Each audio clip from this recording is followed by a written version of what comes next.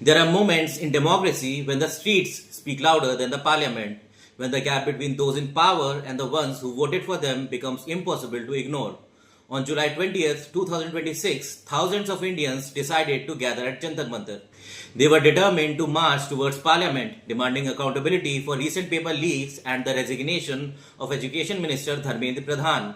But what began as a peaceful demonstration soon spiraled into violence, leaving 118 police personnel injured and 70 protesters detained. This raises serious questions about where a legitimate protest ends and an unlawful assembly starts.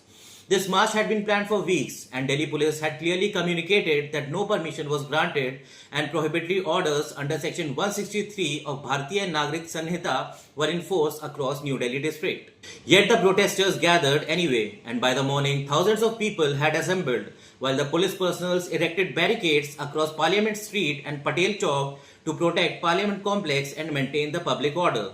And when the crowd started pushing forward and trying to breach the barricades, the confrontation that unfolded was brutal by any means.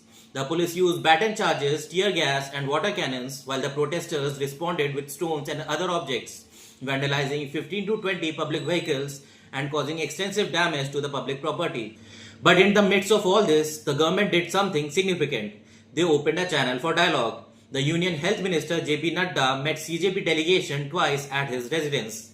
Listening to their demands of Sonam Wangchuk's release, Dharmendra Pradhan's resignation, and a compensation for NEET aspirants' families who died by suicide, and accepting their written memorandum at around 4 pm. The minister assured them that he would discuss the matter with the leadership and urged the protesters to end their sit-in and help the government in restoring normalcy, demonstrating that even when the streets burned, the government was ready to engage in a peaceful dialogue. However, when asked about the meeting, the CJP representative said that the government has given no formal commitment so far and the engagement was a waste of time, highlighting that perhaps the real objective was never a dialogue but confrontation itself. So what has made this movement particularly complex is the fact that it has tapped into genuine public grievances. However, the method chosen by CJP, including organizing unauthorized public protests without police clearances and deliberately violating prohibitory orders in Delhi, and resorting to violence rather than engaging in a sustained dialogue with the government raises serious questions on their real intentions and their credibility. We must understand that young India has real concerns that must be addressed, but the path of reform lies through engagement, not escalation, through dialogue, not disruption.